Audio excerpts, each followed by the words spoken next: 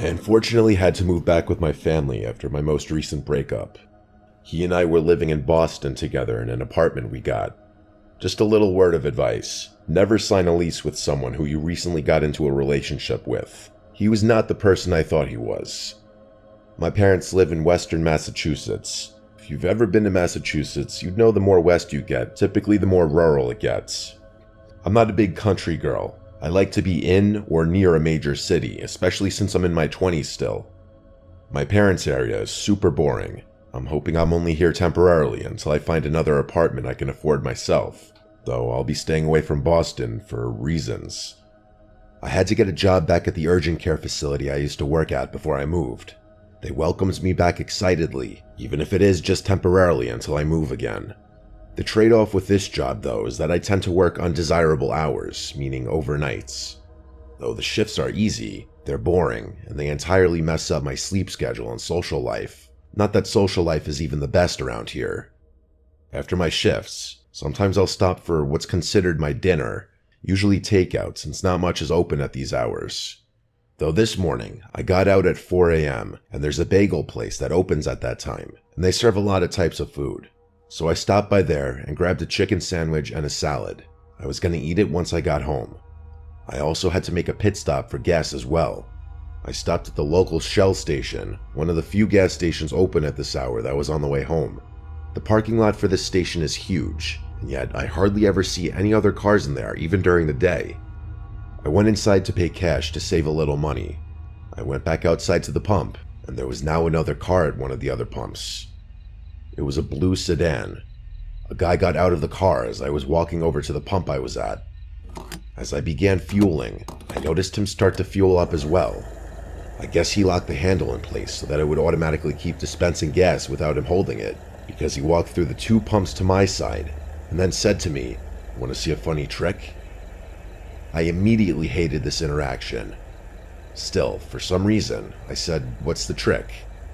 He then started doing that stupid old trick where you pretend you're pulling your finger off with your other hand by just folding it down. He kept looking down at his hands and then back at me with this kind of sarcastic looking expression, as if he knew what he was doing was stupid, but honestly I couldn't tell. I fake laughed so that he'd go away, but he didn't stop. He kept doing the trick even after I looked away and tried my best to pretend not to notice anymore. When I felt the click of the gas nozzle indicating that the tank was full, I was so relieved. I quickly relatched the nozzle to the pump and hurried inside for my change. When I came back outside, the man wasn't in sight anymore, yet his car was still there, and the hose was still pumping gas into his car. I didn't want to stick around to catch his attention again. I got back in my car, though just out of paranoia, I checked the back seats just to make sure he wasn't hiding back there. I locked the doors, and then I was back on the road. I was home in about 5 minutes after that. I was so excited to eat my 4:30 a.m. dinner.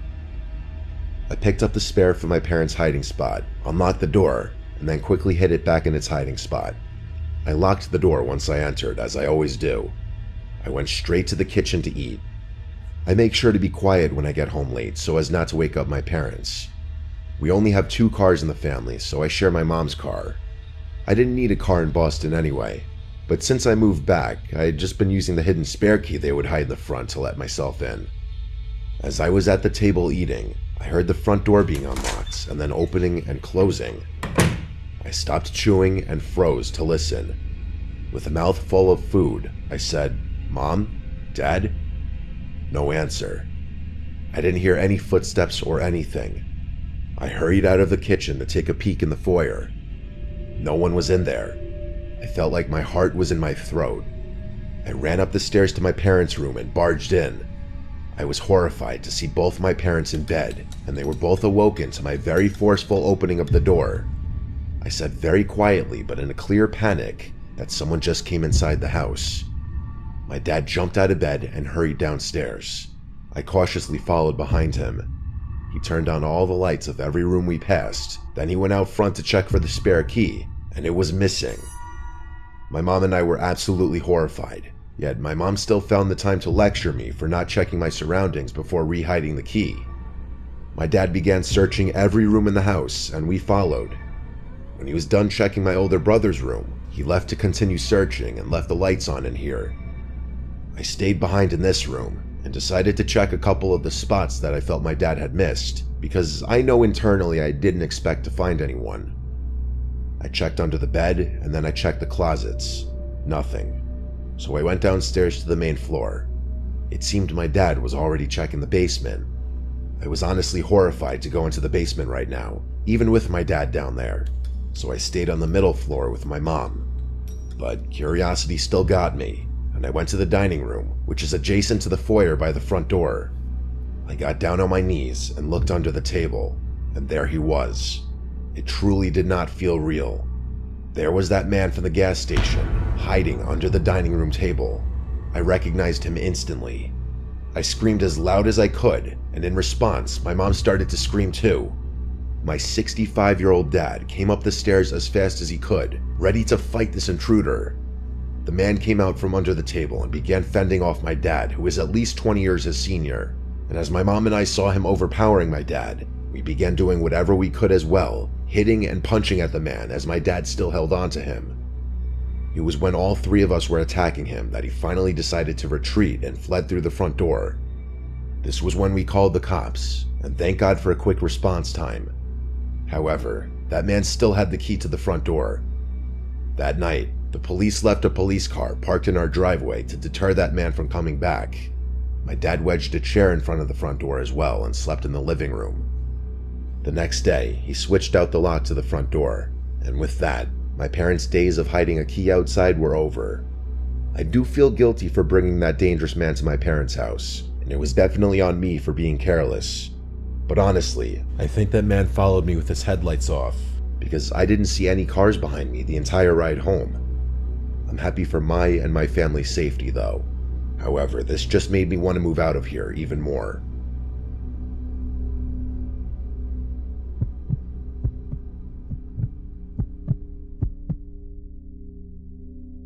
I like driving at night because there's nothing more that I hate than driving in traffic. I'm from New York, Long Island specifically, and the traffic here is truly unbearable. My brother lives in Florida, and I like to go down and visit pretty often. It's a long drive though. Depending on when you leave, it could be upwards of 18 hours. I like to leave New York very early in the morning, like 2 a.m., so that I could be out of all the high traffic areas by the time any cars are on the road. So it was a Thursday morning at 2 a.m. that I was leaving home to get on the road. I stopped for my morning coffee at Dunkin' Donuts, knowing I had a long, grueling drive ahead of me.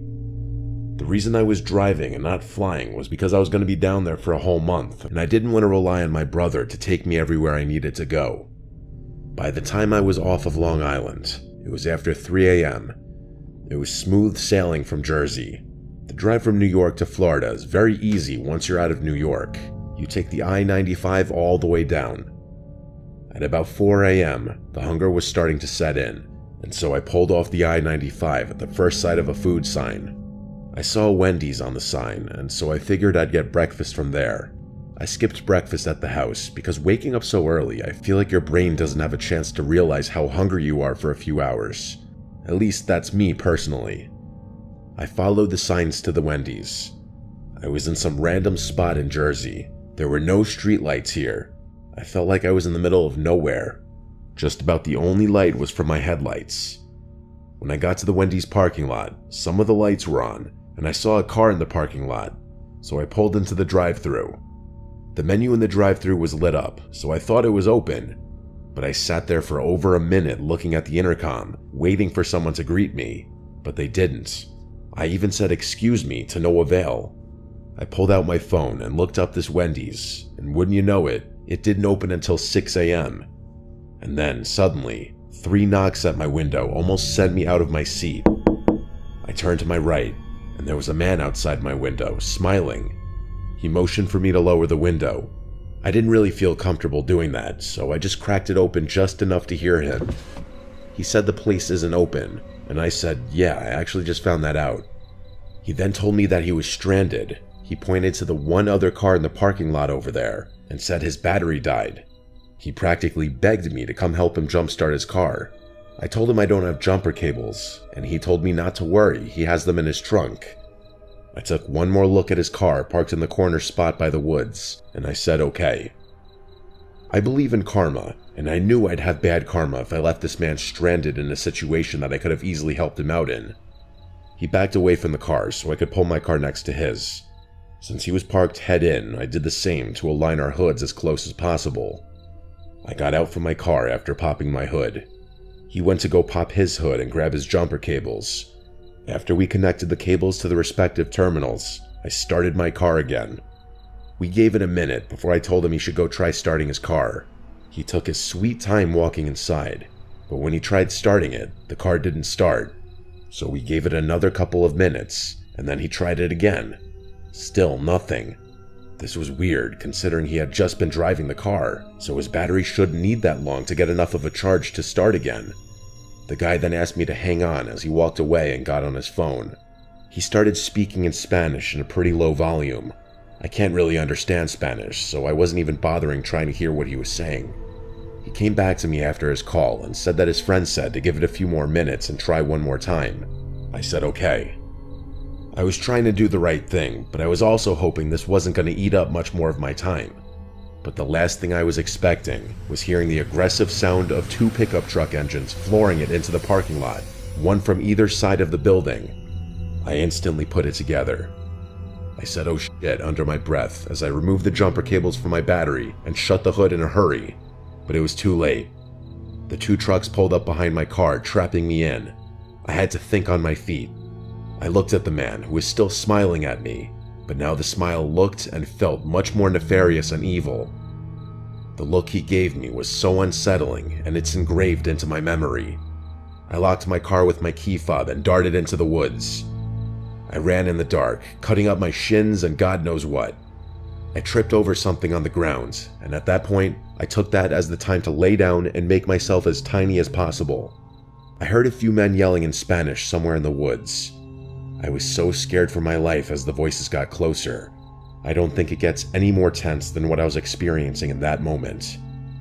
I didn't know how many there were, I didn't know if they were armed, but I heard at least 3 voices. And then the voices started fading away back into the distance, and I felt a sense of relief, until the sound of my car alarm going off in the distance.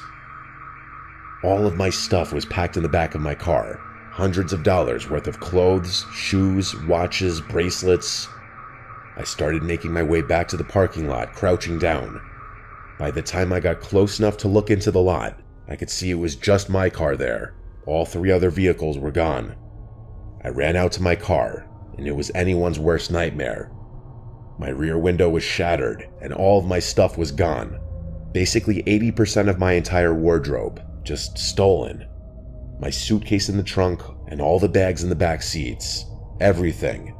I actually started to shed tears out of pure stress. I called the police and explained everything.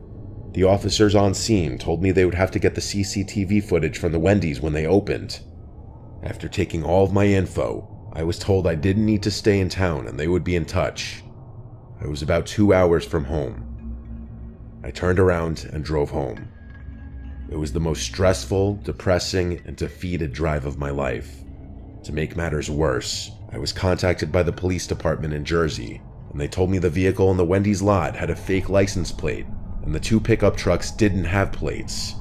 He told me they were still going to do what they can, but I knew that was just him trying to give me a sense of hope. My stuff was never found. Those bastards got away with it. Like I said, I believe in karma, and I hope those pieces of filth got what was coming to them.